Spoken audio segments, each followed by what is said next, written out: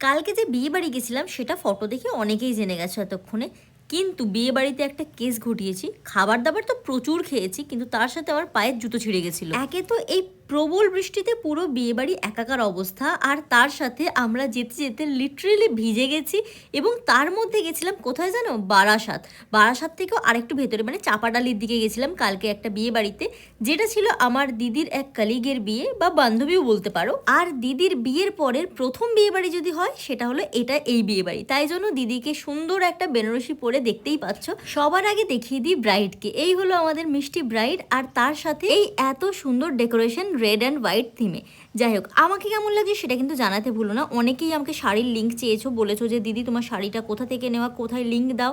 কিন্তু আমার এই শাড়িটা অফলাইনে নেওয়া, তাই জন্য আমি তোমাদেরকে লিঙ্ক দিতে পারবো না। এটা বড়বাজার থেকে আমার নেওয়া। বিয়ে বাড়ি গিয়ে একটুখানি গল্প গুজব করে প্রথমেই চলে গেছিলাম স্টার্টার কাউন্টারে। ওয়েডিং কোম্পানি থাকার দৌলতে আমি কিন্তু প্রচুর বিয়ে বাড়ি অ্যাটেন্ড করি, কিন্তু অ্যাজ এ গেস্ট এখানে বহুদিন পরে আমি একটা বিয়ে বাড়ি অ্যাটেন্ড করেছি, যেখানে আমি বেশ সেজে গুজে সুন্দরভাবে শাড়ি পরে গেছিলাম। এই বিয়ে বাড়িটা অ্যাটেন্ড করতে আমি বারাসাত যে গেছিলাম সেটা আমি আগেই বলেছি। তোমাদের মধ্যে কে কে বারাসাতে থাকো তারা কিন্তু একটু কমেন্ট বক্সে লিখে জানিও। বিয়ে বাড়ি মানে খাওয়া দাওয়া অবশ্যই একটা ইম্পর্টেন্ট পার্ট, কিন্তু আমার ব্লগে খাওয়া দাওয়া পরিমাণ একটু কম থাকে, কারণ আমি একদম ওই সো কল্ড ফুড ব্লগার নই যারা বিয়ে বাড়িতে গিয়েও ফুডের রিভিউ করে। তাই আমার বিয়ে বাড়ির ব্লগে কিন্তু তোমরা বিয়েটাই সবার আগে দেখতে পাবে, তারপরে হয়তো কিছুটা খাবারও দেখতে পাবে।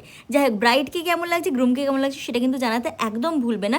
তখন হচ্ছিল খৈদান, খৈদানের পরে বাকি ছিল সিঁদুর দান, যেটাও আমি তোমাদেরকে এই ভিডিওতে দেখাবো। আমি বাঙালি, অবাঙালি, সাউথ ইন্ডিয়ান অনেক রকম বিয়ের রিচুয়ালস দেখেছি, তবে আমাদের বাঙালি বিয়ের রিচুয়ালসগুলো কিছুটা আলাদাই সুন্দর, কারণ লাল বেনারসের কম্পারিজন কিন্তু কোনো কিছু হতে পারে না। যাই হোক, খৈদান সিঁদুরদানের পরে পুরো বিয়েটা কমপ্লিট করে আমরা চলে গেছিলাম এবার খাবার খেতে। ফাইনালি আমি খাবারের পোর্শনে এসেছি। এখনও কিন্তু আমার জুতোটা আসতেই ছিল। খাবারের মেনুতে ছিল অনেক কিছু, যেরকম নান, পনির, আরও যা যা কিছু থাকে, কিন্তু আমি খেয়েছি ভাত, চিংড়ি মাছ, পোলাও আর মাটন। ব্যাস এই চারটে হচ্ছে আমার বেস্ট খাবার, সবচেয়ে প্রিয়। খাওয়া দাওয়ার পরে নামার পরেই হঠাৎ করে দেখলাম জুতোটা আমার গেল ছিঁড়ে। ভাগ্যক্রমে জুতোটা ছিঁড়েছে একদম শেষে গিয়ে, না হলে যে কি হতো ভগবানই জানে। যাই হোক, ভিডিওটা কেমন লাগলো জানিও, ভালো লাগলে অবশ্যই লাইক, কমেন্ট, শেয়ার করো, and stay tuned for the next video.